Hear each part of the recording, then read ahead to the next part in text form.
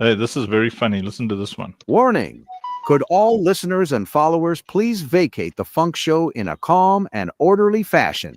We don't mean to alarm you, but somebody decided to eat their own poo. Yeah, just as we go live on the Only Believe platforms. That's the first thing I say.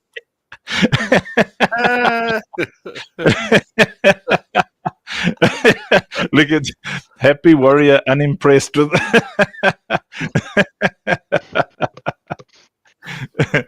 She thinks just because she's cool she can push us around. Well, Josie, I'll have you know that you're right.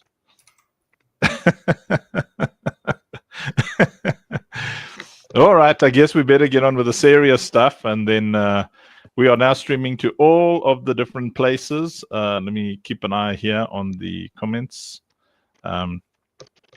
Although, I don't know, Rob, are you able to keep an eye on these comments over here on the right-hand side? I should be able to. Because I'm streaming the whole picture, and whenever I'm watching the comments, people see, like, everything, and we don't want Moshi to get into trouble again. Currently, we have a grand total of 0. Yeah, we just started, but it's just... Hi, I'm Nia. Let's connect. Very active here on Arena. Conspiracy. The conspiracy. All right, so... Leonard, are you ready? I believe you got a presentation for us today. Happy Warrior, certainly ready. Yes. Such a sunny disposition. When are you moving to South Africa? Come on, Josie. I mean, you realize that this is where you belong. Why no, Vas? Why it no, is. Vas? Maybe 2026 is the year. Yes, it is. All right, so today we're going to be learning. We're going to be learning. What are we going to be learning? We're going to be getting a masterclass in game design. So we are all going to judge Leonard to see if it is really a masterclass. Listen. Well, let me just get my judging hat. Please hold.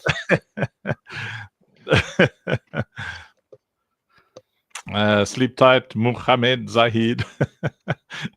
Because Leonard is an expert, which means he used to be a pert. He's not a pert anymore. I'm now an expert. Yeah. Whatever pert means, I'm ex that. Dirk says we're getting master classes. Master bums? What is it? Master classes or master bums? It's a bit of both. It's about a 50-50. Roll the dice, Dirk. No. I just got to make my name appropriate for the next Judgy Mac Judge. Remember, we are streaming to the Only Believe community as well. So behave yourselves, Mr. Judge McJudson and Leonard. And especially Happy Warrior. We don't want to hear any of your naughty jokes and stuff. Yeah. No potty mouth tonight, please, Happy Warrior. Yeah. That's why I will be muted.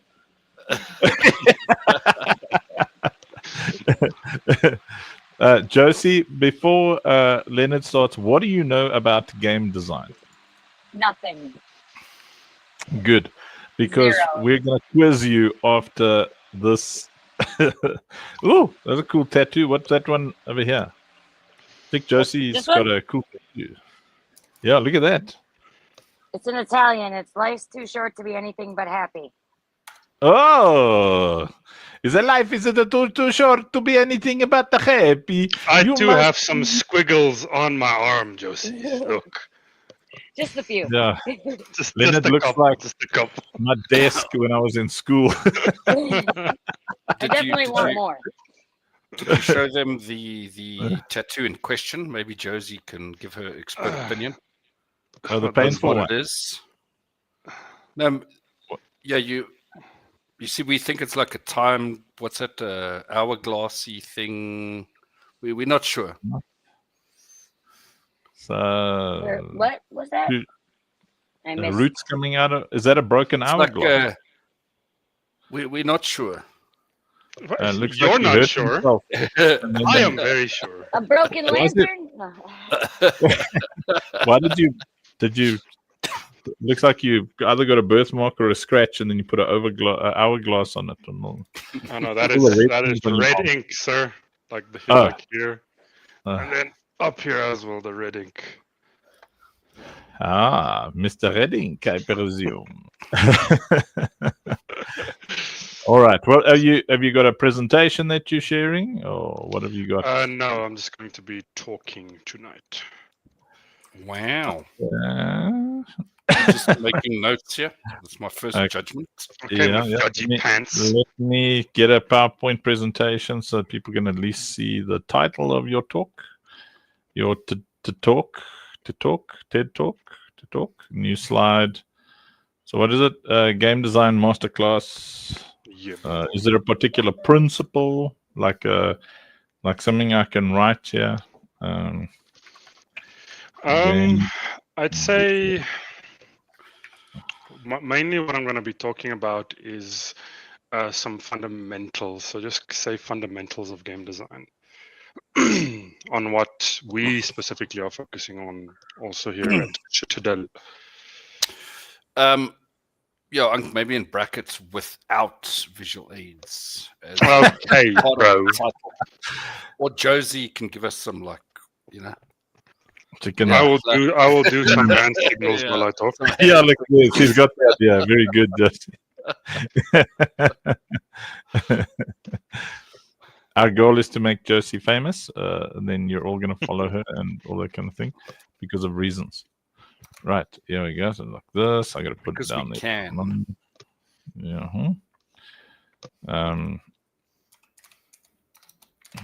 We fight for love.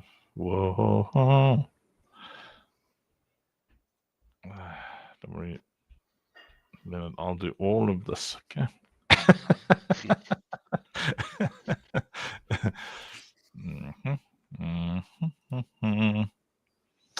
And then I've got to share screen, window. If you need any facetious comments, just throw me in, Coach. All right. Now, next up, I'm going to do this.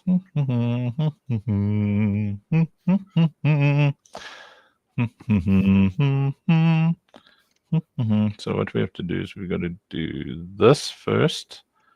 Drag that good-looking fellow there. Go here like this. Oh, damn. See? How's that? Even pro, bro. All right. And please continue. Ladies and gentlemen, the Leonard. Hello, I am the nerd. Okay. So tonight, I'm just going to be talking you guys through some of the principles that we focus specifically on with regards to game design, specifically at the Citadel, and some of the aspects that we believe are important for any other games that we do design in our ecosystem, any of the games that we do even think about, that we do even want to bring up or bring into the ecosystem whatsoever. And on my side specifically, I do focus a lot on that game design element. So for the PC version, for the mobile, for the browser version, we're obviously for some other different types of games we're going to be bringing out too. But at the moment, it's specifically focused on the PC version and the mobile version. And the thing that we are at the Citadel, oh yes, make it all pretty, look at that. The thing that we mainly focus on at the Citadel, that I mainly focus on, is to give the user as much of a functional experience as possible. So that can range from your interactions within the game to your UI, your inventory, your loadout, even loading up the game itself, is to make it as seamless and functional as possible. And that is something that we also really wanted to do with Epic Games and launching on the platform, was that easy solution that almost everybody knows that Epic Games is one of the platforms. It's like Steam, and it's going to be easy for everybody to be able to find it, download it, and then obviously start playing the game. And I got brought in, I think, when was it, Rob? I think end of last year, about October, September side. And I jumped straight into the game design aspect of the PC version. Andrew and Rob were quite far along already. And then I just threw my ideas into the mix, and we have what we have now, which is our alpha. And we're going to be redeveloping it as well.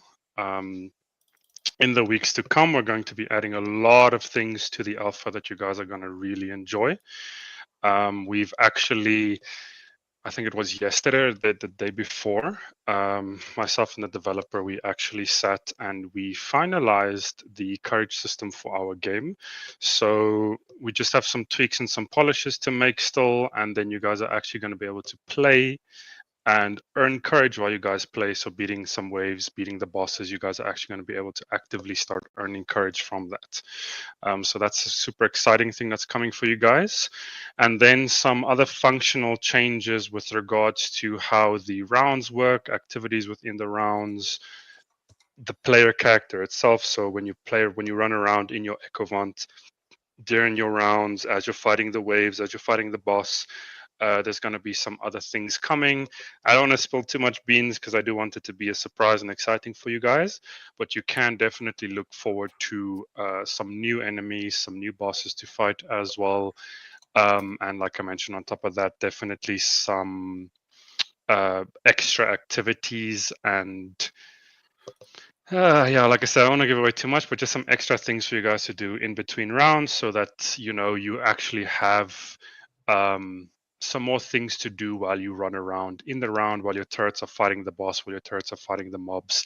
You're actually going to be able to actively use your character, your Ecovant, to be able to go do things. And those things are going to be rather important for you to obviously be able to beat the waves, to progress further, to earn more courage, that sort of thing. So just then back to some game design elements. I had to learn quite quickly. I've obviously been a gamer for quite a long time, so I know which elements of a game I personally like and which I don't like. And I know which elements of, like I mentioned earlier, functionality that I like and I don't like. And obviously, just I've been gaming with Rob for quite a while as well. Andrew, not as long as Rob, but I know a lot of the things that Rob enjoys in games, and I know a lot of the things that he doesn't enjoy in games. And that is the focus that we specifically took on Citadel, is because obviously, like I mentioned, we've been gaming for quite a long time. And we have quite, I'd say, a vast depth of knowledge across a lot of game functions, mechanics, systems. We've played everything from card games to survival games, to MOBAs, to battle royales, to first-person shooters, third-person shooters, tower defenses, you name it, we've probably played it. MMORPGs, like I said, you name it, we've probably played that, or we've played a game similar to that in the same genre. So we have a lot of experience with all the different functionalities, systems, attributes of these different games that we know as a player, and that's also something I want you guys to really listen to, is the way we're building our games. It's player first instead of developer first, if that makes sense. So what that means is the systems that we ourselves as gamers do enjoy, those are the systems that we are actively developing and actively trying to put into the games that we are making, because we know that if we play that game ourselves, we're actually going to enjoy it, instead of putting in things that we think people are going to enjoy. We're putting in things that us ourselves would actually enjoy and would actually play the game for. That is what we are focusing on, because as I mentioned, we have so much experience on the different systems and things that we like and we don't like. One example I can give you guys, and I'm sure a lot of you have heard me mention this as well, is just a little throwback to, I think, a couple of nights ago when I also did a presentation, is the functionality of your inventory. In our case, in our games, it's obviously going to be NFT related. So for example, Rob and I and Andrew also, we played a game called Destiny 2, and in that game, you'd obviously have like your different dungeons and activities and things that you do. and you would get a lot of, let's say, loot and items and things, be it armor pieces or guns or whatever it is, from the different activities that you do. And a lot of those pieces would be more or less worthless, because it just adds bloat to your vault, which is essentially like your stash, if you want to call it that, in Destiny 2. It adds a lot of bloat. So you have like 400 items in your vault, and truly only like 5 of them matter. Okay, maybe not 5, like 20 of them matter. You go do a couple activities, you get another 200 items. You have to spend like 40 minutes, 45 minutes clearing out your vault, because a lot of that stuff is just bloat. It's not necessary. It's worthless. You can't really do much with it. And that is what I mentioned in a couple of nights ago in my presentation of the functionality of our NFTs. That is something that we specifically focused on and laser focused on, that we wanted to change and really look at in any game that we bring out in our ecosystem, is that any NFT that you have is going to be functional for you across any title, across the entire range of NFTs that you own. So if you have 2,000, all 2,000 of those NFTs are going to mean something. It's not only going to be like, okay, 50 of them matter, the other 1,000, 950 don't really matter. Every single one of those NFTs are going to be key and crucial in some form, fashion, way, be it the infusion system, upgrading, prestiging, just applying it to your turrets in general and your armor pieces, that sort of thing in general. Every single NFT, we really wanted to make sure that it is going to be there's going to be a functional use for you to be able to use it across all titles and across your entire range that you have collected. It's always going to be useful. So that is just one of the systems that we really did want to focus on, to make essentially across all our titles, is that functionality of your NFTs. Another aspect, and I'm sure you've heard Andrew talk about this quite a few times, is our clan aspect. So what we're also going to be building in our games in the future to come is a very comprehensive, what's the proper word for it? Sorry, I'm blanking here. A very comprehensive way for you to be able to communicate with your clan, a very comprehensive clan system that combines all the elements from all the different experiences we've had, myself has had, Uncle has had, Rob has had, across all the different titles we've played. Where we're going to combine all the best elements of everything that we have experienced into one central place. As clans, as you guys already know at this point, a community for us is extremely important, and obviously building your clans, managing your clans, focusing on your clans is obviously it's a community that you're building, and that is a factor that we really did want to focus on with regards to that, is that community aspect for the clan building system and how it's going to be functional across, again, all titles, just across the entire ecosystem in general. It's that clan focus that we did want to laser in on as well. And then just back to some game design elements for you guys again. For me personally, what makes a great game, like I mentioned earlier, is it's truly the user experience, because you can have the best visuals, you can have the best storytelling, you can have the best sound, whatever it is in a game, but if your user experience is not great, then it really doesn't matter what else you have in that title. It's not really going to resonate with players that well. I mean, people are still playing games from 20 years ago, but they're still playing it now. I think a good example is RuneScape. I'm not sure how many of you have heard of RuneScape. I mean, that game is ancient, but there's still a lot of people playing it because the user experience, the mechanics of the game, the fundamental way that the game is built is still fantastic, regardless of how the sound is now, how the visuals are, the storytelling, whatever it might be. The fundamental important part of a game is your game mechanics and the user experience. And that ranges from how functional your entire UI is for your game. Can players see what's going on the screen? Is it too cluttered? Is there not enough information? Is it too much information? From like your basic menus, like a lot of you have played our alpha or seen footage of our alpha. How we have a very clean UI design. It's very clear for you to see like your waves, your numbers, the amount of kills you've got, the time, your turrets are nicely laid out. That's something we're also going to be improving in the future as well. But it's a very clean design. It's very functional as well, and that is something that we wanted to focus on with the UI, the UX experience, like your menus and everything that you have. Just as you load up the demo, the sequence is quite simple. It's the play demo. You load in, you start playing the game.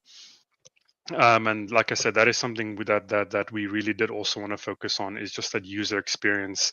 And that's actually something also that Rob drilled quite heavily in the beginning. The importance for me is just making sure that the player experience, that functionality of that, is top notch, because everything else can suck, but if the user experience is good, that is the fundamentals of what everything else can be built from and improved from.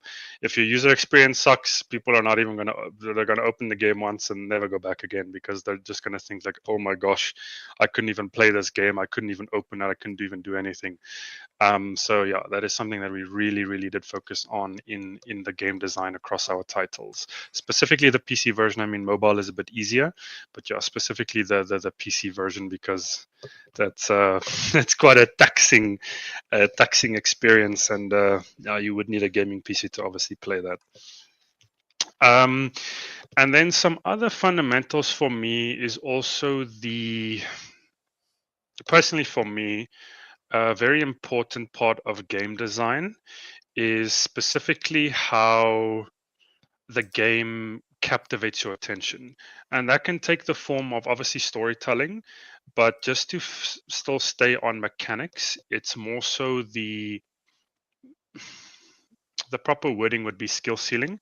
Essentially what skill ceiling means, it is how difficult the game is to learn. So low skill ceiling would essentially mean that you can get the game, you can start playing, and then for you to be able to become super good in the game, it'll take you a much shorter time to reach that. Whereas if a game is very intricate, it's very advanced in the sense of it's very involved, like you really have to put some thought into it, you really have to put some oomph into it, then that skill ceiling is much higher. So it takes you a lot longer to get there, but the satisfaction of starting where you're just downloading the game, getting to the point where you actually get close to even hit the skill ceiling, it's a very satisfying feeling in that regard, because it can take you, I mean, it depends obviously on the game, but it can take you anywhere from a couple of months to a couple of years to reach that. And that is another thing that specifically on my side, don't know how much Uncle agrees with me on this one, because yeah, Rob and I, we love our difficulty. I mean, we'd bash our head on a brick wall for like 14 hours straight until we beat that thing, but we're going to beat it. And as Uncle like to say, then we just put him in our pocket until he puts us in his pocket. But anyway, and yeah, that's a very important part for me of designing all of our games across our ecosystem, is to make it engaging for you, because nobody, in my opinion, nobody's really going to enjoy something that's too simple. It's too simple to learn. It's too simple to just get everything, that sort of thing. You want to put effort into it. Like if it's something you're really enjoying and it's something that's captivating you, that captivation is only going to grow based on the difficulty of you to be able to understand, like, okay, what's going on? What can I do differently? What can I do better? What can I do more? What can I do less of, to obviously develop yourself as you play the game, as you play that experience, because like I mentioned, we're going to have a myriad of different titles across Citadel, not just the PC version, not just the mobile. We're going to have many different versions of what we want to do, the different types of versions of games that we do want to bring out, because we have quite a lot in plan, in thoughts. I mean, Rob just wants a cheese game where he eats cheese. I'll get flack for that later, but it's fine. Yes. Um, It's like a clicker game, Andrew. And when you click, I eat the cheese, man. I'll do yeah, you it. see. I'll do it 24/7. I'll do it. So yeah, then that is a very Lennon Rob like stuff. Yeah, as Uncle said in the chat here, we definitely do like suffering in games. I think the last game we played together was Destiny 2 actually, and there's some very very difficult content. They call it Grandmasters. It's like end game content. So it's like when you're right at the end of the game, you've grinded out a bunch of gear, a bunch of different stuff. And then you go attempt those things because they are extremely difficult, like very, very difficult content. But regardless, so yeah, that is for me a personal focus that I really wanted to have in our game is that skill ceiling that I explained to you guys, because it really captivates you as a player, and it really, for me personally, improves that user experience, that user or just not the user, but the feeling of the game, because there's a lot to it. It's very intricate. It's very involved. It's not just, you can do whatever you want, and you just get whatever, you just get everything. It's really that focus on building that skill ceiling, building that difficulty, so that when you do play the game, when you do partake in the experience, it's really, really captivating for you. And the other aspect of game design that I'd also like to chat to you guys about is specifically, I know I mentioned now about mechanics, how important mechanics and user experience is, but your graphics, your sound, your story of the game is also extremely, extremely important. So as I mentioned, the fundamentals of game design, it is really built off of that user experience. And then to build on top of that is your sound, it's your graphics, it's your visuals, it's your effects. And you guys can see that clearly in the different cinematics that our very own Masterclass, Uncle Andrew Funk, has done. Like all those in-game cinematics that you guys see in the alpha, that's all him. He's done every single second of that, be it by various different means that he has done it by. But every shot, every angle, every visual, everything that you guys see, the sound, all of it is directly done by Uncle himself. And that is also a very important aspect of game design, because he is very cool indeed. Because as you play the game, as you are part of the experience, a very important aspect of that is immersion. And essentially what immersion means, in the simplest possible way, it's when you are playing something, reading something, watching something, listening listening to something, it feels like you're actually there. Like it feels like you are literally in that moment, you're experiencing it in the moment of whatever you're watching to, listening to, seeing, whatever it might be, reading. And that is something that Uncle actually focuses quite a lot on in those cinematics, is that immersion aspect, from the sound to like the different radios you guys hear. Like actually everybody here who has the alpha, I'd really, really like you to go after this. And when you load up the alpha, really pay attention to the cinematics and the different audio cues you guys hear, the different visual cues, the different effects. Really have a listen to that and see how well done it is, how well constructed it is on building that immersion for you, so that you actually feel like, okay, I'm on a radio listening to them speak. I feel like I'm in this dropship as we're flying by. I feel like I'm actually watching this dropship fly by. So after this, please load up the alpha, have a proper long, nice listen, slow listen to all of the sounds, the audio cues, the different effects that Uncle has done in those cinematics. And you guys will see how important it is for those different aspects of sound, of or visuals, of effects, and how it really builds that user experience. And it ranges not just from your cinematics in the game. It ranges to something like how your guns sound in the game. Okay, well, I mean, we have little jump pads that do farty noises. I raise my hands in innocence. That is entirely Rob and Andrew. Just saying. But yeah, so it doesn't just range from your cinematics and those sorts of the cutscenes in the game. It goes straight through to how the turrets sound in game, how it sounds when the turret turns on and shoots, how it sounds when it stops shooting, how it sounds when whatever it's shot, like be it a machine gun, a laser, a rocket, how it sounds when it's traveling in the air, how it sounds when it hits an enemy target, how it sounds when that enemy target blows up, or whatever obviously happens with it. And just to then focus on that aspect is the visuals as well. I'm not sure how many of you guys have actually paid attention in the alpha to see the visual effect on enemies when the turrets hit them, and what the different effects are from the different turrets, how the different turrets projectile sound when they hit the enemies, and how it looks when the enemy actually like disintegrates from what it's being shot with.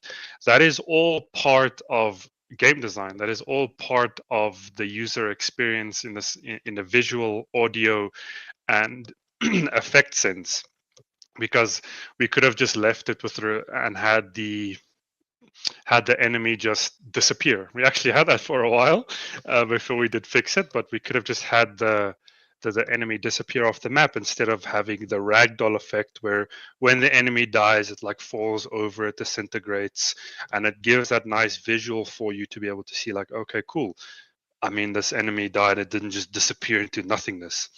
And that is all elements of game design that actually Uncle himself also really did want us to focus on. And it is so important that with the mechanics and the user experience that myself and Rob really enjoy so much, that element of the visuals, the audios, the effects, they really come together in like a beautiful symphony to make possible what we've done in the alpha for you guys, with all of the visuals, the audios, the usual user experiences, all of that. And again, that is something that we are really focused on, and you guys are going to appreciate that again in the mobile that we're busy developing at the moment, coming soon. So that is also something that you guys are really going to appreciate, in that when you guys do get your hands on the mobile game, something I hope a lot of you do remember this, but something I do want you guys to focus on is, again, the different aspects of what I spoke to you tonight about, is the user experience, the functionality of it, the different mechanics, and what I just mentioned is the audio, visual, and effect of the different elements that is happening on your screen at the moment, be it simply just from the background of what is happening on your phone or on your browser, whatever you decide to play the game, literally just on what is happening in the background when you're playing the game. That is something I want you guys to watch really carefully for, because this is an aspect that I myself am very passionate about. I call it visual fatigue. Visual fatigue is essentially when you are playing a game, or when you are, playing a game, when you're constantly looking at the same thing, with no change in the background, with no change in the effects, with no change in anything really happening on your screen, then your eyes become visually fatigued. And what that means is essentially your eyes become bored. So you don't really pay attention to what's happening on your screen anymore. You don't really enjoy what's happening on your screen anymore. But if the background, or if something simple in the game changes, so for example, I'll spill this beans for you guys, it's fine, on the background of the mobile, as you guys progress through the different waves, the actual background of it is going to change. So for, let's say, for the first 10 waves, you guys are going to be fighting like a cyberpunk city. So your background will be a nice cyberpunk city. And when you beat the boss, like a dropship takes off, comes back down, the entire map changes. Now you're in the desert. Now you're fighting some desert mobs. You're fighting on desert terrain. The dropship looks all deserty, that sort of thing. And that is something that I'm very passionate about, is to have that that element of beating that visual fatigue, because for me personally, it's very, very important in game design itself, in developing any sort of game, is that you try to combat visual fatigue, audio, any sort of fatigue, but specifically visual. We'll focus on that for now. In any sort of game that you do, it's very important that you do combat visual fatigue as much. And like I mentioned, it can be as simple as changing the background. It can be as simple as changing turret projectile animations or different types of enemies. And that is something that you guys are gonna the banhammer, and that is something that you guys are really gonna enjoy coming out in the alpha soon. Is that element of we're going to be bringing out more different enemies. We are working on some different maps as well for you guys, but specifically what you guys can look forward to in the coming future very soon is some different types of enemies that you guys can fight, some different mechanics as well, as I mentioned earlier. And just I want everybody here to listen specifically. Just remember, I am the game design man. I like difficulty. So let's just say be ready for such. And yeah, like that's something that you guys can really look forward to in the coming future soonish, is those different types of enemies, different types of bosses, different types of mechanics, activities, all that stuff, ranging across the alpha as a whole, in that endless mode that you guys are going to be able to fight and experience and really hopefully enjoy what we're going to be doing in that sense. And then just for the Only Believe guys, so legitimately everything that I'm saying here goes exactly the same for Only Believe. The exact same for the game. It's that element of user experience that we are really focused on for you guys to make that as seamless and beautiful as possible. And then also to really provide you an engaging experience as you're playing the game. Like something that just now specifically, as I'm talking about Only Believe, that you guys are really gonna enjoy is this is a truly a passion project for Uncle, and his storytelling abilities are almost next to none. And I mean, as I'm sure all of you Only Believe guys know, he's very passionate about the story that we're going to be putting into the Only Believe game, and the visual storytelling aspect that you guys are going to experience and enjoy as Only Believe players is truly going to be immaculate. It's going to be such an awesome experience. I myself am even looking forward to it. Like I've heard some little tidbits from him of what he has in plan, what he has in mind, what him and Rob have been talking about, and truly it's going to be fantastic. It's going to be an awesome experience for you guys. And everything that I spoke about with regards to focusing on in the games that we do, well, the other games that we're doing in the Citadel, so obviously Operation Safe Place Defense, the PC game, the mobile game that we're going to be launching, other titles, the exact same goes for Only Believe. The mechanics, user functionality, user experience, visual, audio effects, all of it is going to be just as top tier and just as much of a priority as it is in our current titles and what we're planning on doing with the rest of the titles as well. Same goes for it. Potentially even more because of how passionate Uncle is about it. So that's really exciting. But yeah, as I mentioned, personally for me, I'm really looking forward to that. I think it's going to be an awesome experience for everybody, and just for individuals looking to maybe teach themselves about the Bible, about Christianity, that sort of thing. That is going to be, I think, such an awesome experience for you, and such an awesome way for you to get involved, to start learning, to like really get involved in uh, in that aspect at the moment. So I think that's really going to be an awesome experience for literally everybody involved. People looking to get in, understand more about that topic, and then obviously all of the Only Believe guys at the moment. I think you guys are really, really going to love that experience. We have a lot of mini games. Yeah, so that is actually something else that we also really are looking at doing, is bringing out a lot of different fun little mini games for you guys across like the different platforms that you can play. Include one when, yeah, literally as Unk said, it's going to be a lot of different fun games that you guys can play in the ecosystem as well.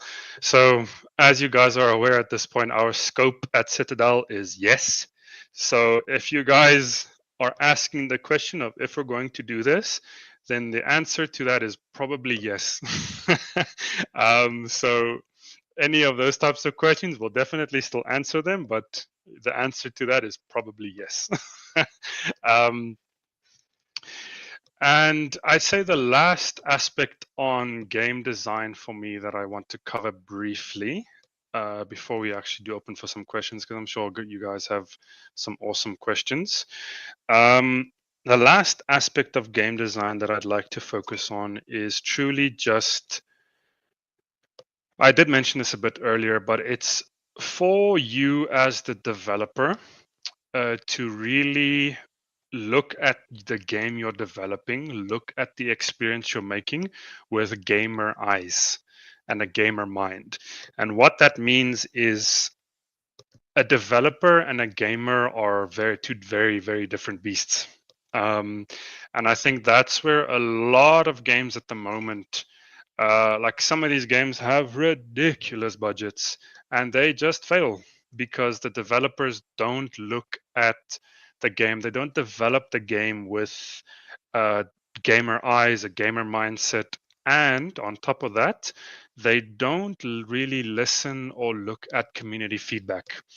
And as you guys know how important our community is and how integral it is to everything that we're busy doing, community feedback is for us the utmost highest priority, as we genuinely do love it. Like anything that we do bring out, the feedback that we do get on that, we really take a look at that and we see like, okay, cool, proof of ownership.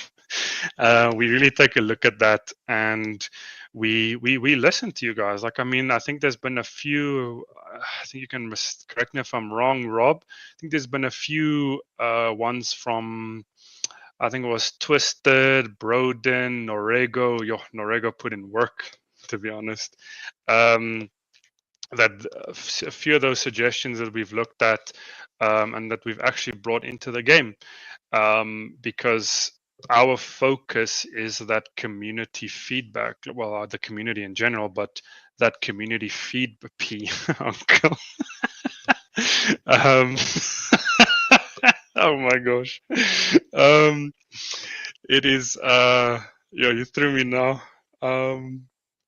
Yeah, the feedback from you guys as the community members, as you're playing the game, as you are taking part in the experience, is so important for us. And really, really, really, we do love all of the feedback that you guys give us, and we appreciate it. We really genuinely do appreciate it, because that's what makes a great community and a great game. Is even though myself, Uncle, and Rob, we are gamers. We're gamers at heart. I mean, even we sometimes do miss something. I think I can't remember who it was now, but as we were busy chatting in the Discord, talking about things, There was someone. It might have been Twisted. I can't remember. Or Norego. Anyway, they brought something up as we were talking, and literally, I think all three of us collectively just went silent and were like, "Damn, yeah, that's a good idea. Why didn't we think of that?" Or like, "Damn, we should change that." Yeah, and I think that's really what makes a great game. Is as a developer, you need to truly focus on listening to your community. I mean, okay, not all suggestions are great suggestions, but really looking at the feedback that your community gives you, like with an open mind, and where possible applying those changes and those suggestions and those ideas that your community does give you, because the individuals that are taking part in the alpha, that are actually taking the time to fill out whatever form it might be, or just give feedback in general, those are individuals that really care about your project. They really genuinely care about what you're doing, and they want to see you succeed. They really want to see the game get better, and that is fantastic, and that is what we are looking for, and what we genuinely appreciate from anybody in the community that does want to give feedback like that.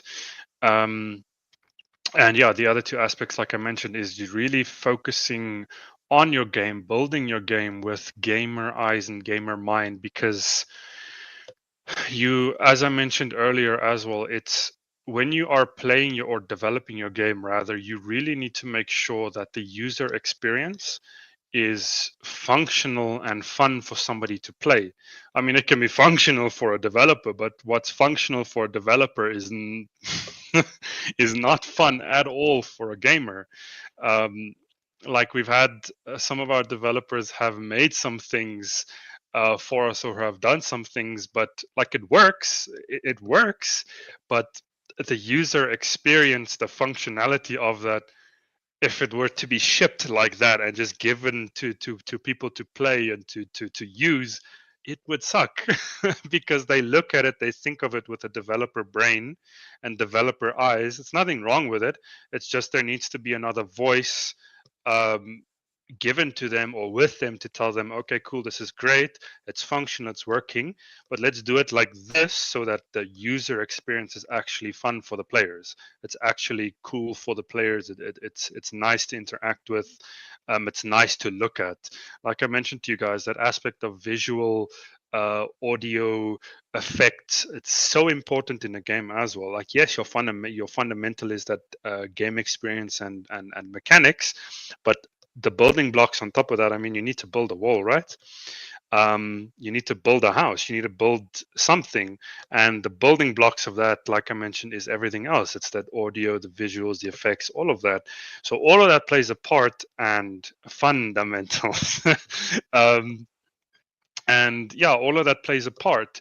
So what we and I think that's something where my input comes in quite a lot. And Rob actually also jumps in quite a bit on this.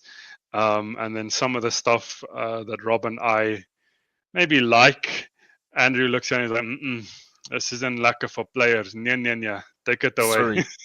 Sorry, Lenny, just coming in here, Judgy McJudston. Seeing you're ignoring the comments, I will say, hey, Christy. Christy was saying hey to Jersey, but Jersey's gone. But thank you, Christy. I'm sure she got the hey. Silent Bob, aka Gideon, aka Zeph Sage, aka Zuby, aka Zuby Morrow, one of the best warriors, DPS warriors ever in World of Warcraft. What up, Silent Bob? And Josie replying to Christy, hey, Christy, thank you very much. Continue, sir. Listen. I got kicked from admin rights from StreamYard, so I cannot see those comments. I'm just saying. Well, I mean, Silent Bob is saying thanks an hour later. So, I mean, look, X takes a bit of time to show comments. I'm going to take those rights back from FQ and give them back to you, Leonard. Don't worry. Where was I now, actually? Okay, I'm gonna. That's very good so far. I'm gonna give you a new direction. I'm gonna. So this is gonna be an awesome test for the wonderful Leonard, and oh my. And I'm gonna present something. I made this just for Leonard because no. he's so pretty. I'm scared. So you're gonna have to read it from top down, because this is now in the game design. We're going to be talking about what I'm going to share now, from tokenomics point of views, NFT point of views. Yes, Runa, he's doing great. But then, excuse me. So this is OSP, but Only Believe is going to have a very similar system. And I'm going to push a button now, and then Leonard has not seen this at all. Oh. And part of the game design is making it fun to and profitable, which is why we're in Web3, to enjoy the things in your inventory. What does this button do? Boom. Nothing. Yeah, there we go. Okay, wait, let me see if I can pull this up. Okay, I'm gonna do it like, no, that didn't work. Let me try this. I gotta go wider. See, does it auto? Yes, it's making it wider. Yes. If I zoom in, does it break it? There we go. How's that? Right? Is it yeah, no, legible? Yes. Okay, nice. Okay, fantastic. Okay, let me see what's going on here. Earn anywhere. Oh, yes. Okay, so what Mr. Unk is showing us here is essentially our economy and how that is going to work across the entire ecosystem, across everything in the ecosystem, actually. All the games as well, including Only Believe. And as Unk just mentioned now, is any functionality of what is in the Citadel that is going to be on other titles is going to be the same for Only Believe. So OSP games, like you guys here, the defense, PC, mobile, Discord, I can't see the bottom one. But it's okay.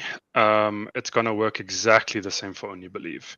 So essentially, what you guys are looking at here, if you guys look at the, let's say, just below ecosystem map, so you guys see token legend, those are the 3 different currencies that we are working, well, virtual currencies that we are working with in on the Citadel, in the Citadel.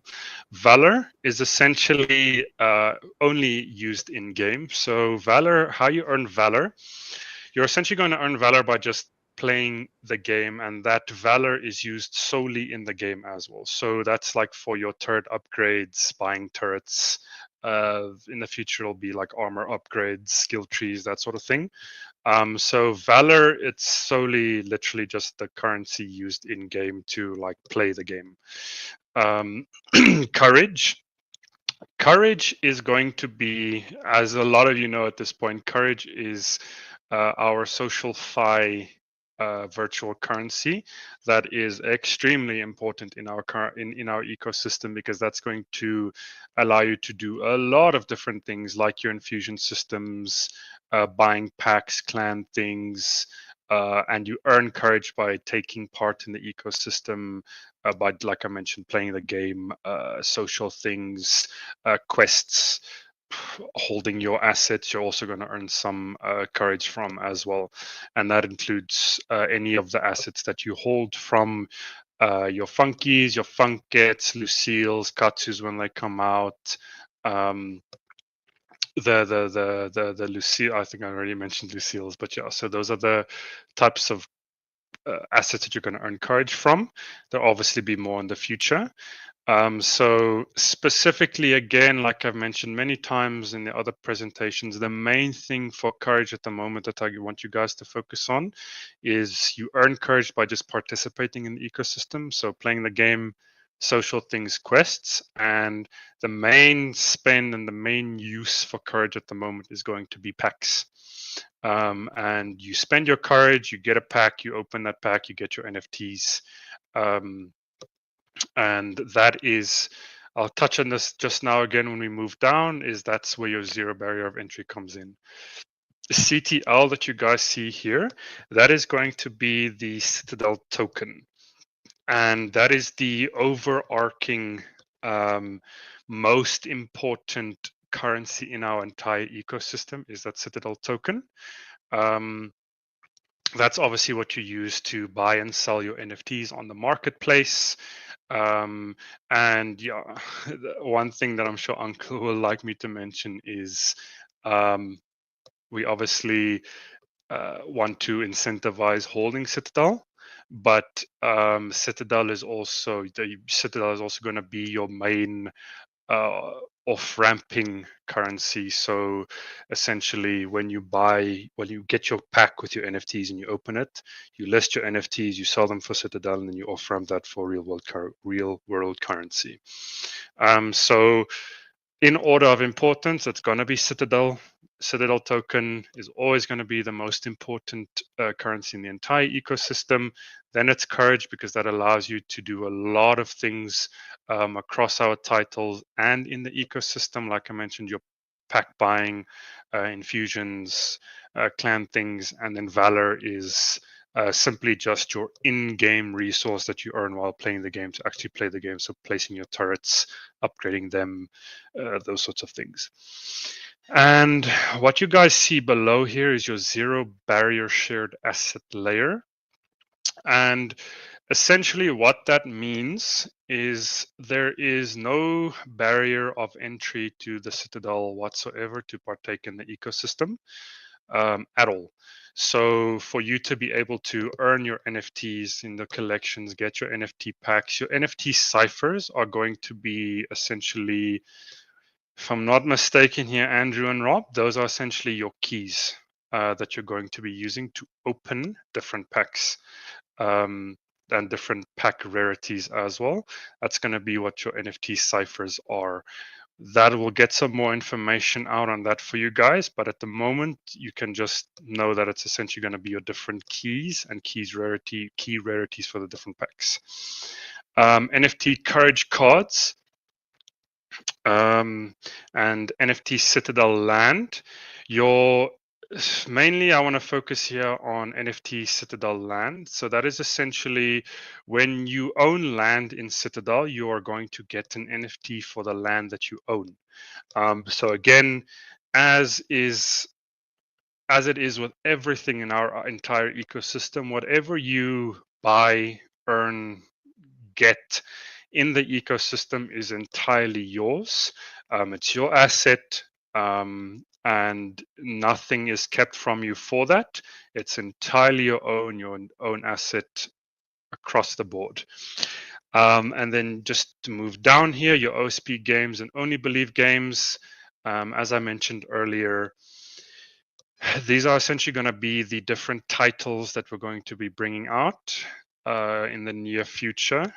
That we have planned at the moment. It's going to be your OSP Defense, your OSP PC game, your OSP Mobile, OSP Discord game, OSP Browser game.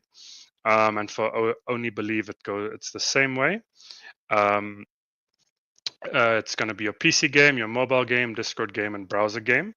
So essentially 4 games, and they fall under the OSP Defense heading for OSP games, and Only Believe heading for obviously your Only Believe games.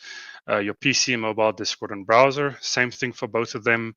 Same functionality, same utility for the different NFTs in the ecosystem, the different currencies in the ecosystem. It's going to work the same way. And then the core economy, it's a Citadel shop, player-to-player marketplace. That's what you see there in the brackets. P2P means player-to-player. Your Citadel app and Citadel World. So your Citadel shop is essentially the shop that you guys can see at the moment. It's with all the different packs that we have are linked on the Citadel. You guys can go have a look at that on the Citadel page on the marketplace there. Your player-to-player marketplace at the moment, unless I'm wrong here, Andrew and Rob, it's going to be we are working on doing that from our own platform, from the Citadel platform. But at the moment, it's going to be on Magic Eden. That's where it is at the moment. But obviously, like I mentioned to you guys, we are working on putting that on our own website on Citadel itself to make that market there. And player to player, simply what it means is what I mentioned earlier, where you guys buy the packs, you get your NFTs, you list them on the marketplace, and that is where your player to player engagements are. So anybody that obviously partakes on the player marketplace is obviously going to be a player. Well, not necessarily a player, but that's what a P2P, or you could guess call it peer-to-peer marketplace as well. I kind of go interchangeably there, but regardless, that is essentially where you guys are going to list and buy your NFTs from, like the individual NFTs. That's where you guys can get those NFTs and the ciphers as well, which is essentially your keys. Citadel app is something that we're also working on at the moment, get that nicely fleshed out and very functional for you guys. Where it's going to be, a very, very user-friendly and functional app where you can essentially access everything that is Citadel. So your profile, your NFTs, news, content, quests, leaderboards. Rob has made that thing so functional and so awesome. There's an endless list, but articles. There's a lot of different great features that we have on the Citadel website at the moment that will obviously be translating to the app as well. So it's essentially, as we always like to say here, all roads lead to the Citadel. And that is also what we're going to be doing with the app, is that it's going to be a one-stop shop, one-stop everything for everything that is related to the Citadel, like I mentioned, ranging from the different games to your NFTs, your inventories, marketplaces, articles, news, leaderboards, quests, everything that you can imagine is going to be there as well. Same as it obviously is on the website. Citadel World. Again, correct me if I'm wrong here, but that is essentially going to be the nice diagram that Rob and Uncle have shown you guys. That's going to be the actual in-game world of the Citadel that we are building, where you guys can actually load into that and run around in the Citadel, see all the different land that people own, the different shops, the different apartments, different buildings, houses, everything. Funky Town that Andrew is going to be the mayor of, Cheeseville that Rob's going to be the mayor of. That's going to be your Citadel world. And the other thing that you can really call the Citadel world is just our ecosystem in general. It's going to be everything that you guys see here on screen, from OSB Defense to Only Believe, to the marketplaces, literally everything in our ecosystem. That is the world of the Citadel, the ecosystem of the Citadel. And what else is on here? Yeah, so one thing I'd really like to focus you guys to focus on is, hope you guys can see this, but is these 3 points here at the bottom that I see have been put in here. Shared NFTs. That is the functionality that I've mentioned to you guys quite a few times now with regards to every NFT that you hold in the ecosystem being functional and being useful across everything in the ecosystem, from OSP Defense to Only Believe to any other title that we bring out is going to be functional and usable across everything. Because like I mentioned just earlier in my game design presentation, is our focus on having every NFT in your wallet being useful and being functional is incredibly important for us. We don't want you to sit with 10,000 NFTs. You guys are going to have way more than that, but just for now, 10,000 NFTs and about 2,000 of those are useful, and the other 8,000 aren't going to really be useful at all. That's not a great feeling. It just feels like there's bloat in your wallet. This feels useless. It doesn't feel great to earn things like that. So we really focused on making sure that every single NFTs, every single one of those 10,000 NFTs are going to mean something to you in some way, shape, or form. Like I mentioned, from just applying it to your character, your turrets, your guns, your armor, whatever it might be, infusing, upgrading, crafting, all of those sorts of things. It's going to be important across the entire range of your NFTs. The other thing is what you guys see here. It's zero barrier to entry. start as guest, claim wallet. So essentially, as you join the ecosystem, we're still going to flesh this out a lot. I actually have some work to do with General Kev. He's one of our awesome community members, on essentially just giving a nice rundown of everything that is Citadel, and really showing that zero barrier to entry model that we have, and making it as seamless and as simple and easy as possible for anybody joining the ecosystem, be it people who are experienced in Web3 things, to join us. Because I mean, we have an overwhelming amount of information and things going on all of the time. So just to make it as simple and seamless as possible for anybody joining, like I mentioned, be it an experienced Web3 individual or someone like myself who came from Web2 and doesn't know what it is. All I knew what crypto was I knew what NFT meant, and I knew what Bitcoin was. That's all I knew. And so yeah, to make that zero barrier of entry truly zero barrier, so that even someone like me coming into the ecosystem can understand, like, okay, what is going on, what's happening, why is it happening, where is it happening, how is it happening, all those sorts of things. And then also, like I mentioned earlier, with zero barrier to entry, anybody can play, anybody can participate. It's literally as simple as getting involved in the ecosystem and then participating in whatever form you can at the moment, be it just participating in the Discord activities, the social activities, the quests, or if you are able to play the mobile game and play the PC game, and start earning courage like that. That is truly your zero barrier start right there. You don't have to invest anything. You don't have to give anything. You don't have to fork out anything. Only thing that you need to do is just invest your time, your effort, and participate in the ecosystem. And then probably the most awesome point on this entire slide is right at the bottom. You guys see here in yellow is every girl safe is 10% to NGO.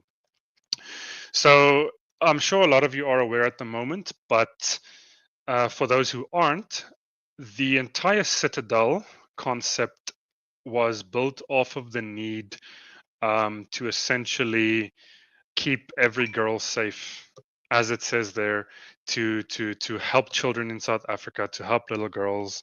I'm sure you guys have heard Unk talk quite a few times about this, but South Africa is really the most unsafe place on the planet to be a little girl. And the on the ground NGO is a solution for that, is a solution to help these little girls, to keep them safe, to get them out of these truly horrible experiences that they are in, and to give them a better life, to simply, as it says there, to keep them safe.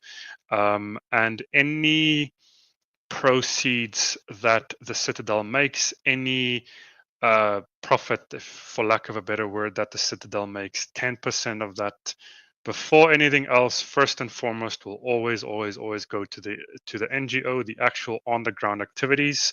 And we have some awesome members of the community at the moment, like Kat. I'm sure you guys have heard of Kat and seen her around a few times. Miss Funk, Amanda, Uncle's wife, awesome ladies. Mavis, fantastic, awesome ladies that are directly involved in the NGO and really help these little girls, keep them safe, get them out of these situations. And like I mentioned, 10% of anything that the Citadel makes before anything else will always go to the NGO, will always provide those funds to the NGO, so that the Citadel can truly make an impact in that area and really provide for the NGO to keep it funded. Because I'm sure, if you guys haven't heard Andrew talk about it yet, an NGO, it's a very difficult thing to run. It's a very difficult thing to maintain. It's a very difficult thing to fund. So being able to create a platform like the Citadel and have that opportunity to provide for an NGO like this on the ground that is doing beautiful work like this is truly something that everybody here on the team has core at heart, is that funding the NGO and being able to provide for the activities that it does. Awesome. Really, really good job as usual. Lenny Cyclopedia. Lennypedia. the Leonardpedia. Blushopedia. Very, very good. Yeah, so if you love what we're doing, you can just reach out to us, jump into the community, and know that we appreciate you, man. We're grateful for everybody. Silent Bob judging us for only answering an hour later. I don't know, man. We need a team on X, and we need a team on the Facebooks and all that kind of thing to respond to people directly there. Oh, and wait, before you go on. Yes. Happy birthday, B. She's one of our Yes. awesome community members. I wanted to say this actually before I even started my presentation. Sorry, B. Don't She beat really me. is amazing. But happy birthday, B. It's really, really awesome to have you here. It's been fantastic to see how you just got involved with the community, how Andrew found you here on Arena Social of all places. B found us. Nobody finds Oh, B. B cool. finds the flowers. The flowers don't find the bee. Even better. But yeah, no, happy birthday, B. I hope you had an awesome birthday. And yeah, love having you as part of this community. You are truly, truly one awesome. I want to know, Blush, have you seen the cool video that we made today and the song that we made today? Have you seen it? I don't think I have, no. Please hold. Let's have a look here. Are you ready? I am ready.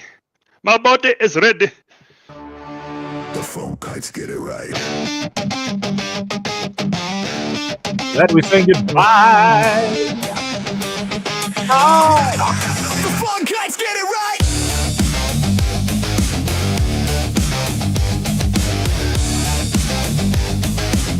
Yeah.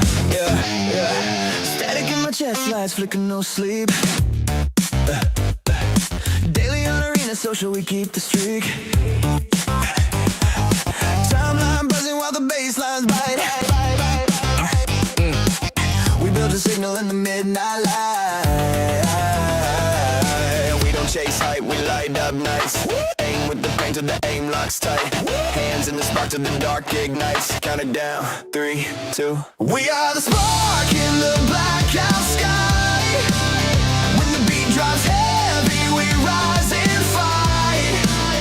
They call it luck, now we built this life. We don't miss. Spawn guides, get it right. We get it right. We get it right. We get it right. Spawn guides. Yeah, we get it right. Fired up the funk, token, watch the wheels turn. Funkin' FTs in the vault, let the glow burn. Load into OSP, towers hum, turrets sing. Hold the line for the squad, hear the sirens ring. Meet the sister little rings on rings. Blueprint dreams where the city breathes. Faith in motion, only believe. Every heart we guard, every girl safe. We don't chase hype, we light up nights. Aim with the paint till the aim locks tight. Hands in the spark till the dark ignites. Count it down, 3, 2. We are the spark in the blackout sky. When the beat drops heavy, we rise and fight. They call it luck, now we built this life. We don't miss. Spawn kites, get it right. We get it right. We get it right. We get it right. Spawn kites. Yeah, we get it right. Break, beat, rewrite, reload. I bled my fears into the paper white. If hope is cold, then run that line. Control until we realign. Hey, funk guides, get it right. Arena, daily, go live ignite. Token, NFT, stack the light. Eats it, Dell, OSP. Hold that tight. Only believe, faith in flight. Every girl safe, got a light.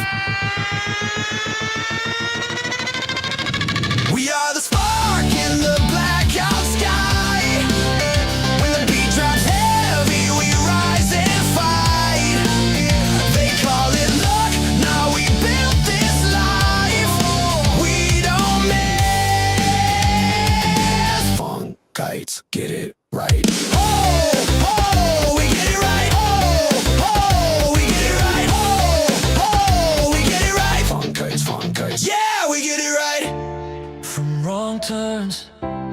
to the brightest sun. Say the name Funk Kites. Watch the stars align. Get it right. Get it right.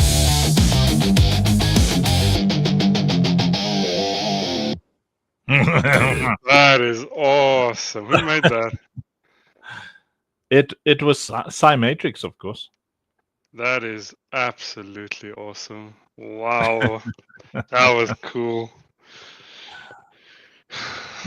Damn, my man, you are crazy cool. That's awesome. that was good. Yeah, with the Funkites. Yo. Yes, we get it right. Stop lying, Max Only Beats. You made the song top to bottom. Pants on Fire. Well, everybody on all the other platforms, we're saying goodbye to you guys. Thank you for hanging out. I hope you learned a lot from His Highness Lord Leonard, the Blush of Blushingtonville.